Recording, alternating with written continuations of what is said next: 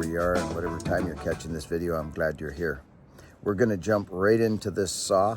You guys know how I feel about Husky in general.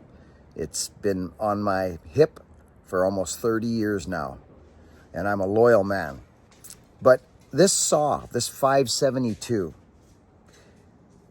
friends, this is just one man's opinion, and yes, I'm a Husky guy, but with a couple of small tweaks, friends, exhaust does wonders for things. You don't need to get things ported.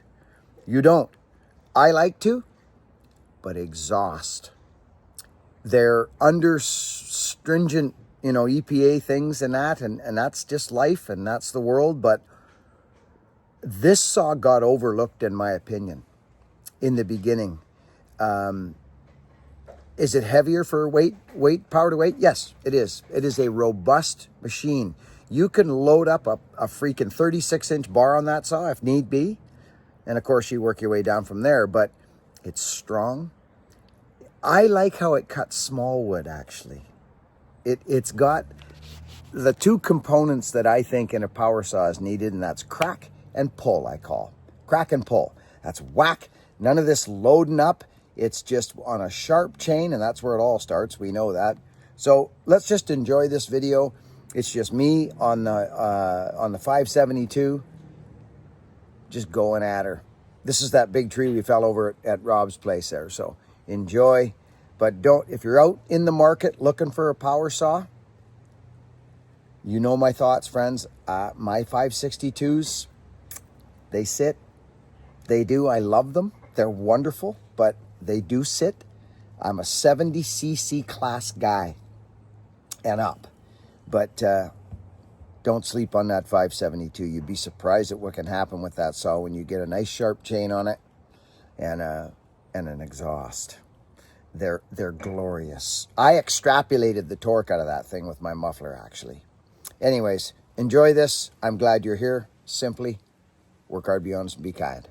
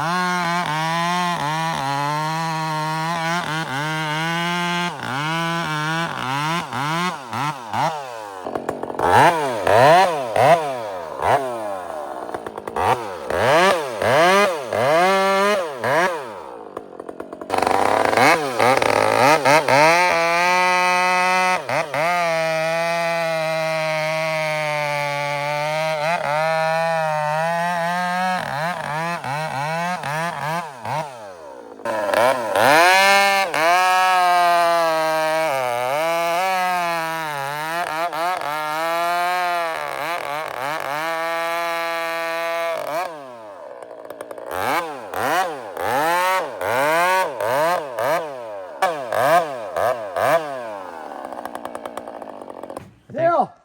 Yeah? Want me to shut her down? No! Can you cut that big butt?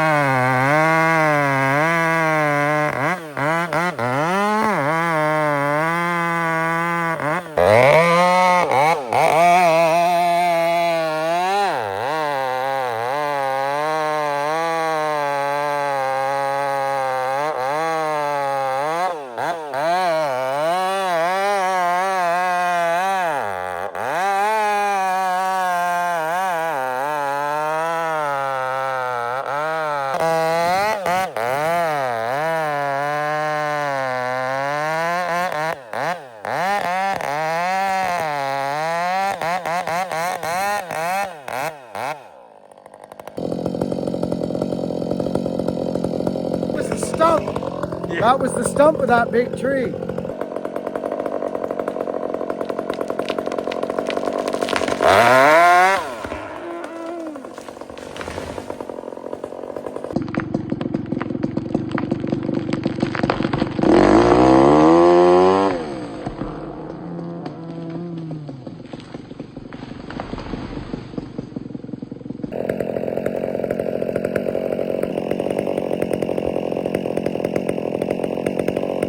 That'd be fun to split, eh?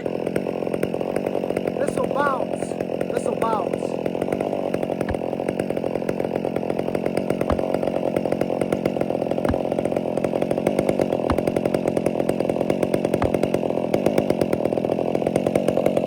Why do I know this?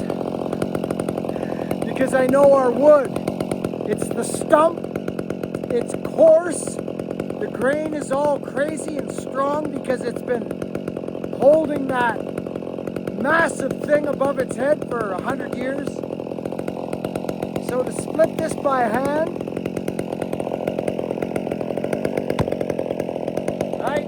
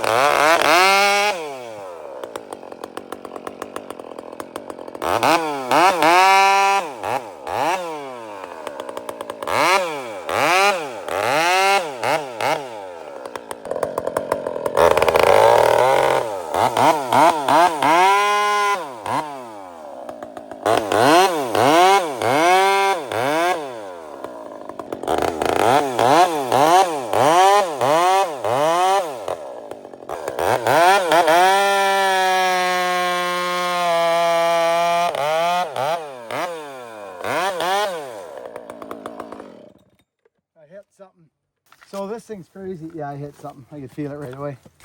So there you go, friends. Right in the wild. You can see it. I knew right away. Look at it. It smashed the corners right off it.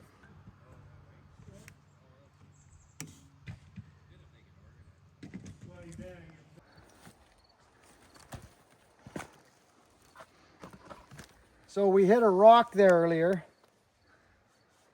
Whether it was embedded in the tree, it very well could have been, but I smashed it. And that's the price you pay. Oh, sure. Yeah. Oh yeah, there it is. That's the one right there. I cracked it. Totally cracked it. So that's the price you pay. It was right there. And so I rolled it to make sure there's nothing there. I had a skip tooth chain It's ground chain, it's skip tooth. The rakers are probably set not bad. I'm just gonna finish up this buck with this here now.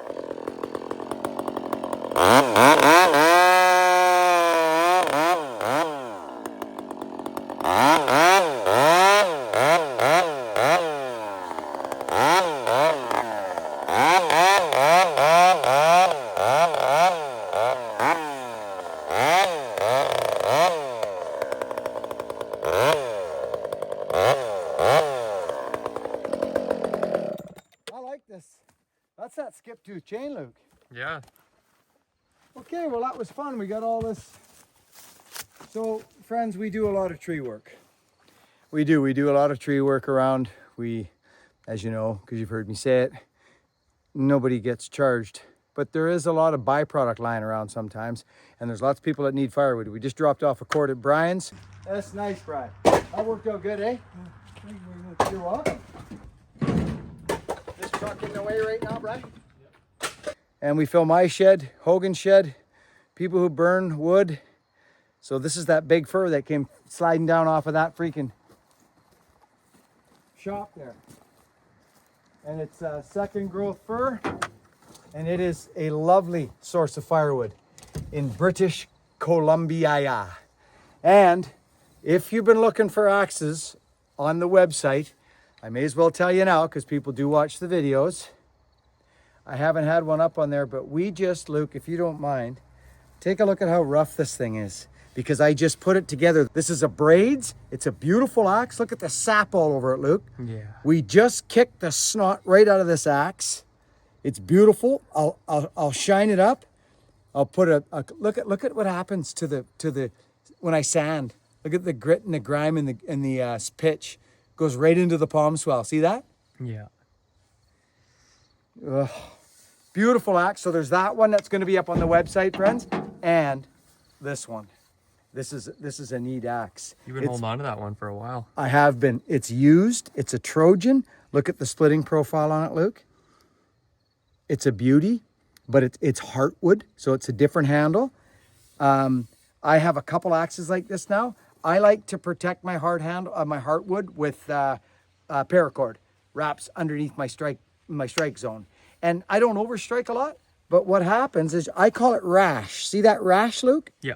That's not overstrike. That is just the nature of the beast. When you split wood, your axe goes through the wood sometimes. So that's why I like these nice and thin in here, Luke. I like my axes nice and thin, but it's the nature of the beast. You're throwing the thing through wood, so it's going to get it regardless. Things I've noticed. So watch out for a couple axes on the website too, friends. Work hard, be honest, and be kind, and we'll catch you on the next video.